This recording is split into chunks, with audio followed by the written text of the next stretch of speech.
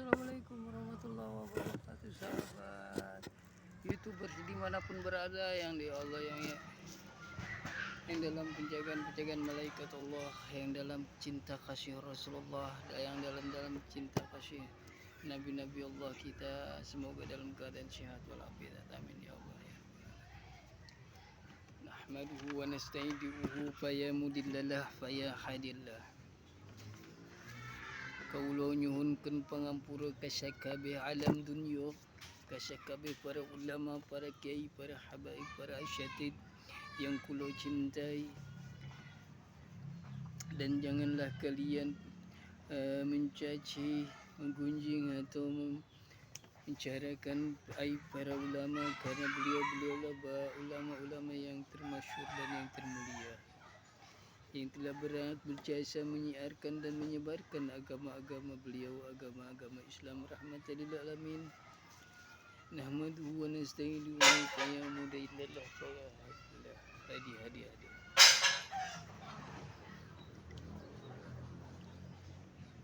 Dalam kisah asbabul perjalanan hidup sesudah kematian.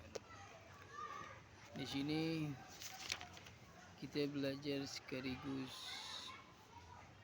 belajar sama-sama tentang masalah bagaimana malaikat maut mencabut nyawa, banyak nyawa dalam satu waktu. Bab yang ketiga ayat 53. Di sini Abdul membaca dari perjalanan hidup sesudah mati dari buku, ya, bukan dari diri sendiri tapi dari buku, ya. Mudah-mudahan bermanfaat untuk saudaraku.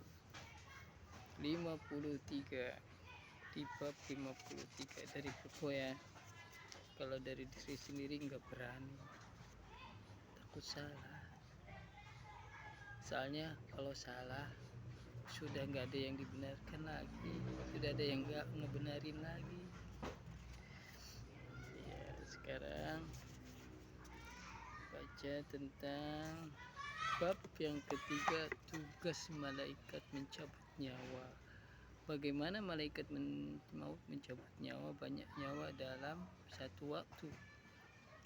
Jika ada orang yang mempertanyakan bagaimana cara malaikat maut mencabut nyawa orang yang berada di timur barat dalam waktu bersamaan, katakanlah kepadanya bahwa kematian berasal dari kata meminta kembali utang yang diberikan. Dulu punya utang nggak sama kalian? Enggak ah, kenal juga enggak, masa udah punya utang.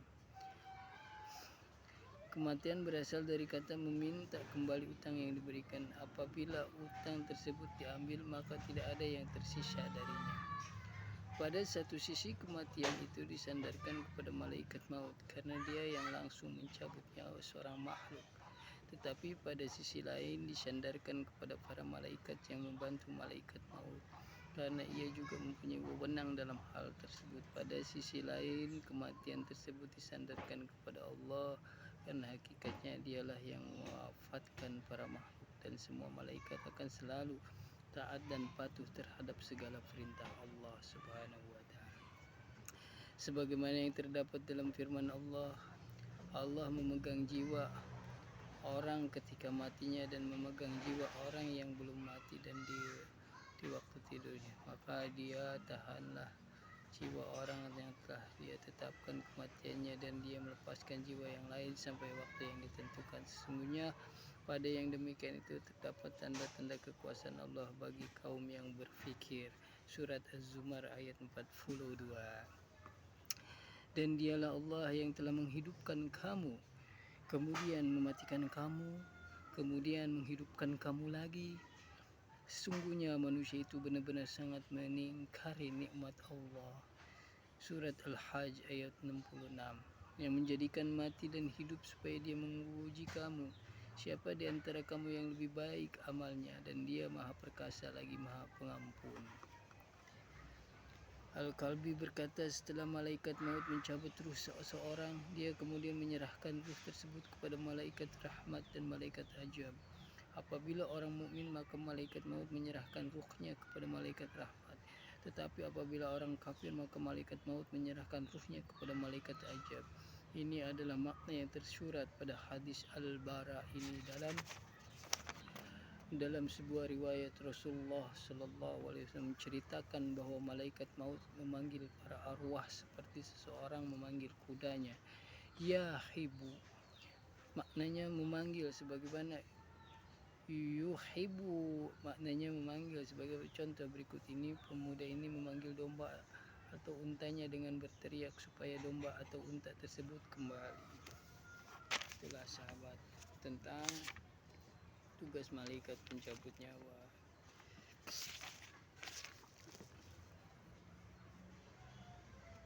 Yang kedua, bentuk atau sifat malaikat maut serta cara mencabut nyawa orang mukmin dan orang kafir.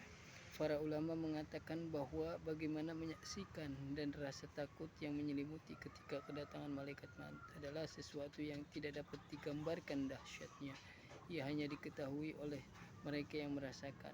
Kalaupun ada riwayat maka ia hanya gambaran atau permisalan pendekatan. Diriwayatkan dari Ikhrimah, dia berkata, aku melihat sebagian besar kitab-kitab syed menceritakan bahwa Adam alaihissalam berkata, wahai Tuhanku, perlihatkan kepadaku bentuk malaikat maut sehingga aku bisa melihatnya. Allah kemudian memberi wahyu kepada Adam. Malaikat maut mempunyai sifat-sifat yang tidak sanggup dilihat mata manusia.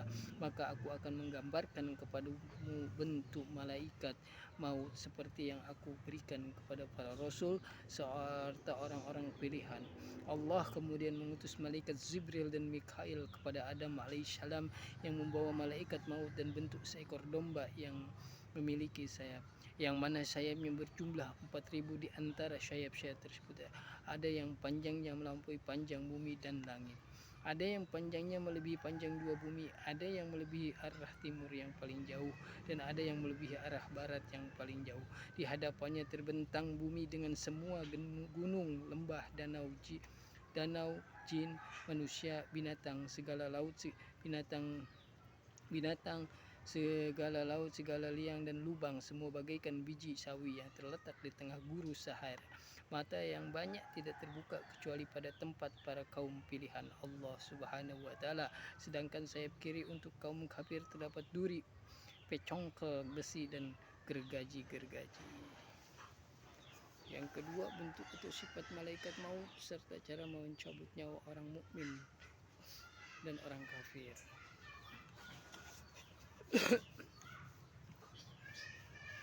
Salam kepada pedatu-datuku, salam kepada kakak-kakakku yang telah banyak menyebarkan agama-agama Allah, agama-agama Islam, rahmatan lil alamin.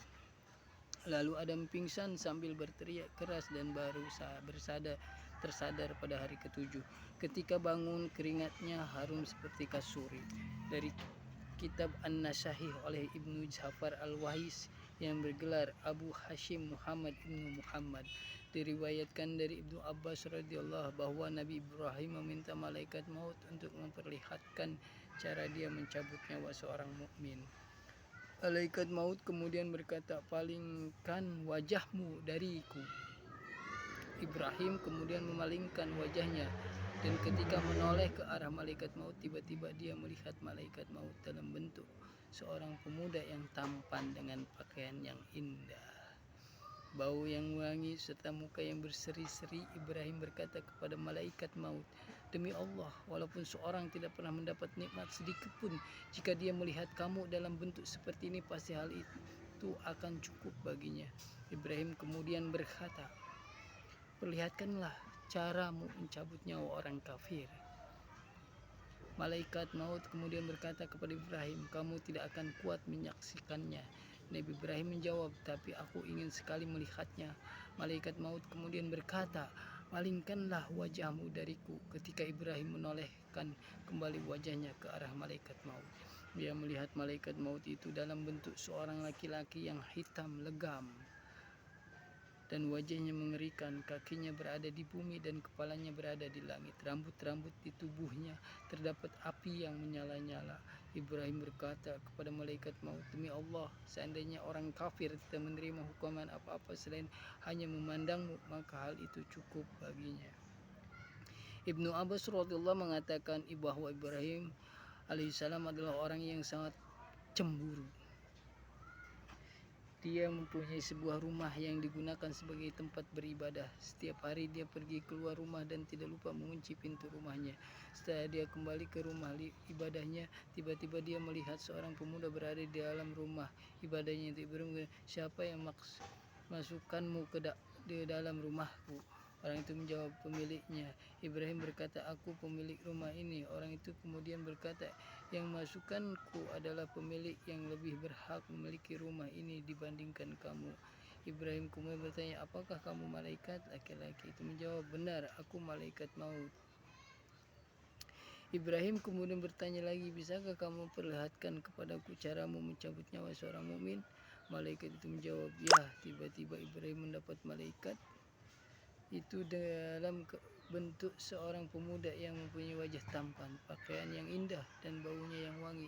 Ibrahim kemudian berkata, wahai malaikat maut, seandainya seorang mukmin melihatmu dalam bentuk seperti ini ketika dia akan meninggal dunia, niscaya itu cukup baginya sebagai nikmat. Setelah itu malaikat maut mencabut nyawa Ibrahim alaihissalam. Luar biasa. Subhanallah walhamdulillah wala ilaha illallah.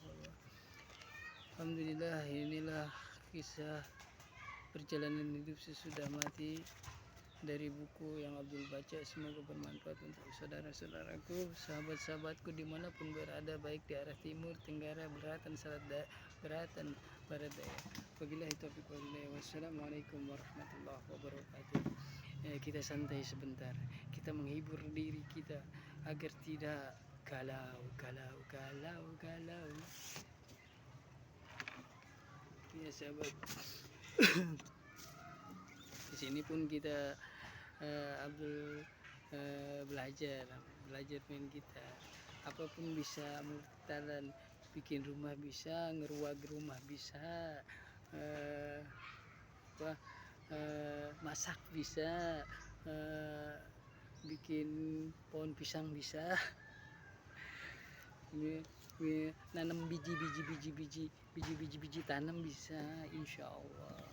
Kita belajar sama-sama agar kita selalu dalam keberkahan dan lindungan Allah dalam hidup ini. Amin Allahumma amin.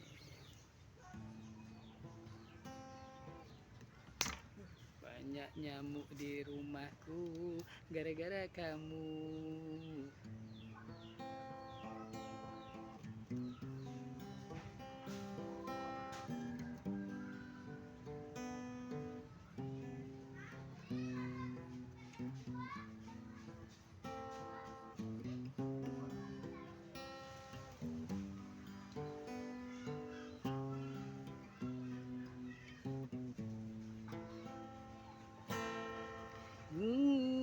Kilo yang kau tempuh lewati rintangan untuk aku anakmu.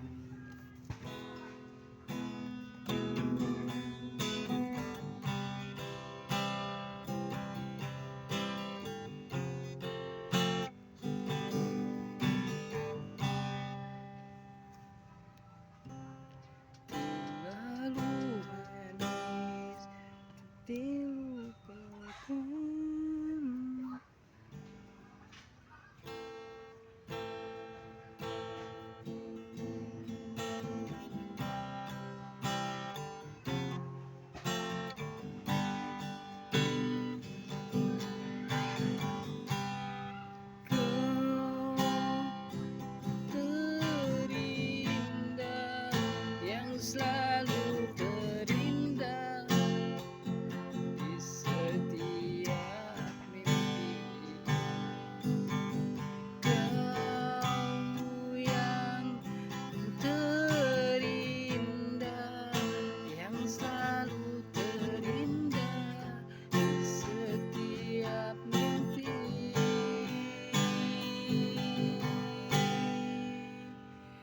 diriku dan dirinya kini ada di hatiku, membawa aku dalam kehancuran.